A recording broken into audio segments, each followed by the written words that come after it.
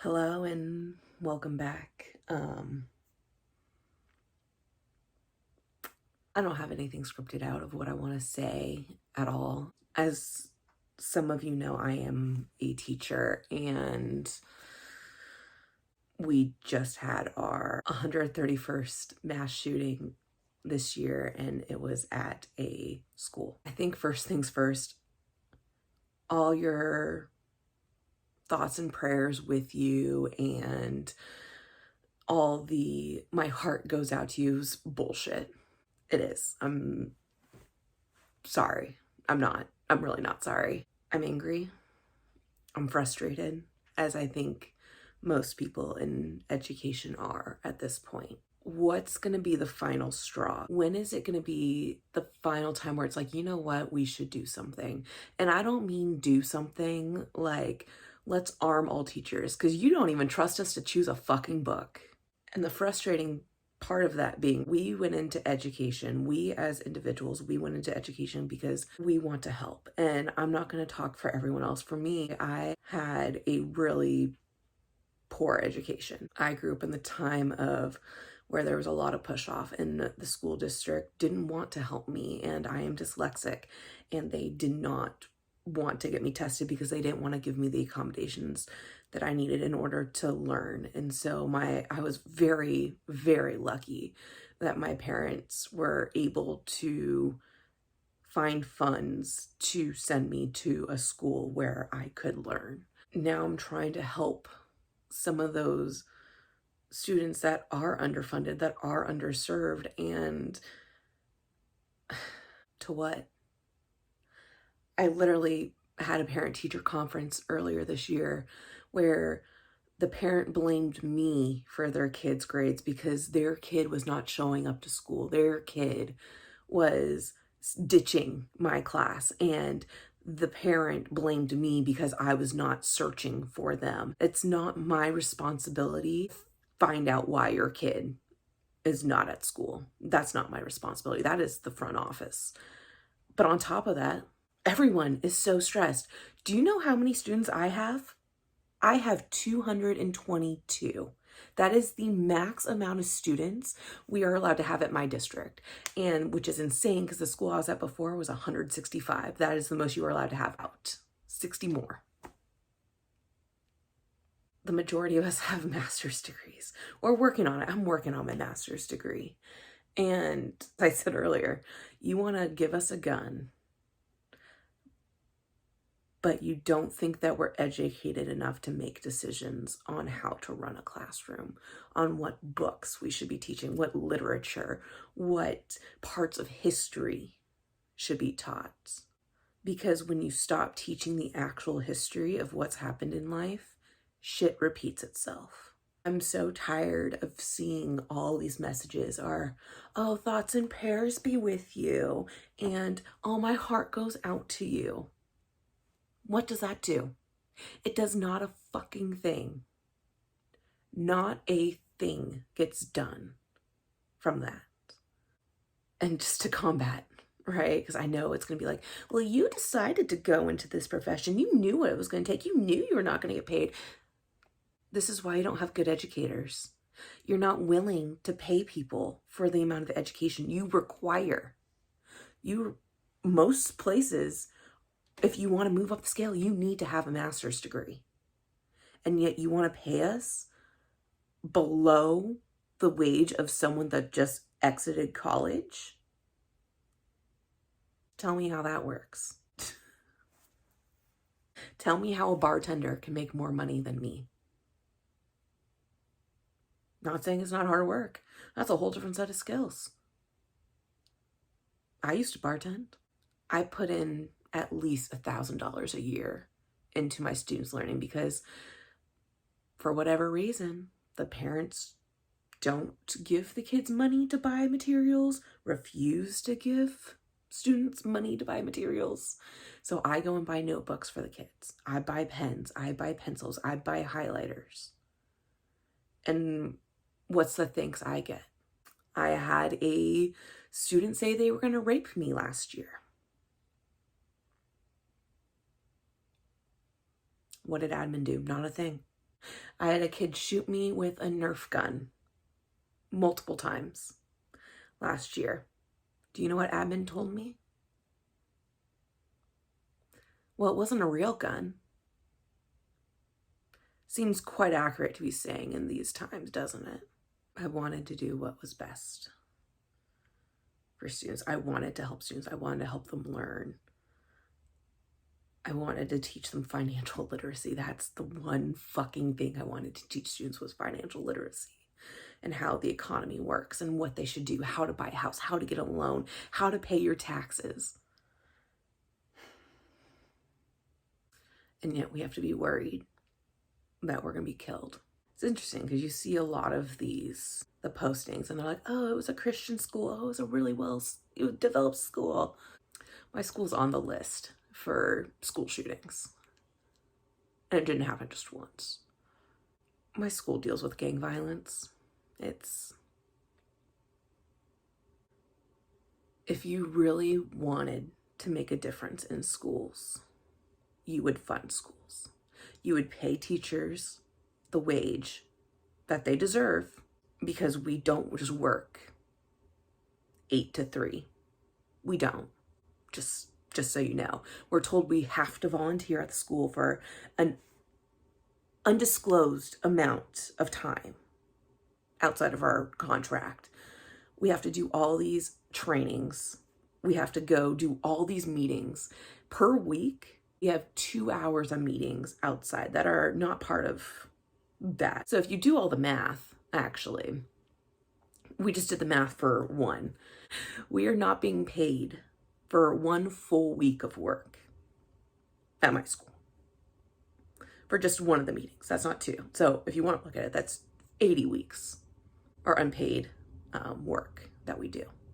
We're also told, grade at home, plan over your summertime when you're not getting paid.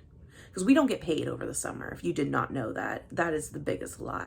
But more importantly, we need to figure out how to actually get our kids under control.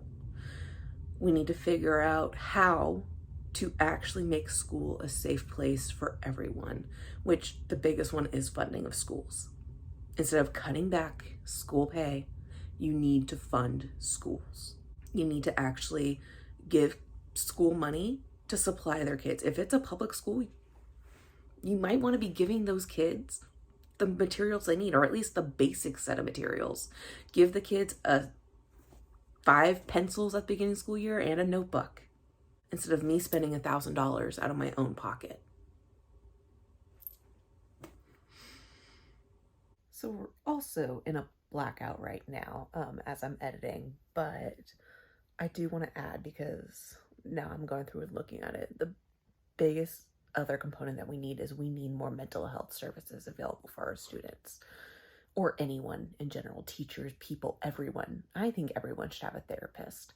And that's the biggest issue I can also see right now, because a lot of my students want to seek therapy, but they can't. There's not enough counselors, there's not enough therapists in the area. And so I even know a student that drives all the way 3 hours away every single week to go see a therapist, because there was a year-long wait list where we're at. So we really need to be encouraging for, or come up with some kind of program where we could have more mental health specialists. I'm making this video out of frustration, and I don't know what's gonna stay on here, what's not. I don't know. I'm frustrated, and I'm just tired. I'm tired of hearing my thoughts be with you. I'm gonna pray for you. I don't need your prayers. Again, I really don't. I don't need your heart to be with me. I really does not.